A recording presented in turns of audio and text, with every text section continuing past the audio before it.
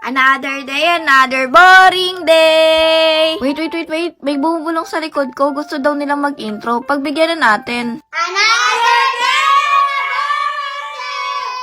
Ano daw? Pero sana naintindihan niyo yung ginawa nila. Dapat nagre-review kami pero naging dance practice. Di ko nga alam kung anong subject to pero mukhang major subject ata tong sinasayaw namin. O diba? Ang bibilis ng mga batang to. Agad nga kaming umalis kasi nga may susundin akong prinsesa. Pero bago ang lahat, dumaan nga pala muna kami sa Starbucks kasi nga naman baka hindi kami pagmerienday nung prinsesang susunduin namin. Deadline na pala nung sticker ko kaya naman kinolek ko kasi baka mawala pa katulad niya nawala.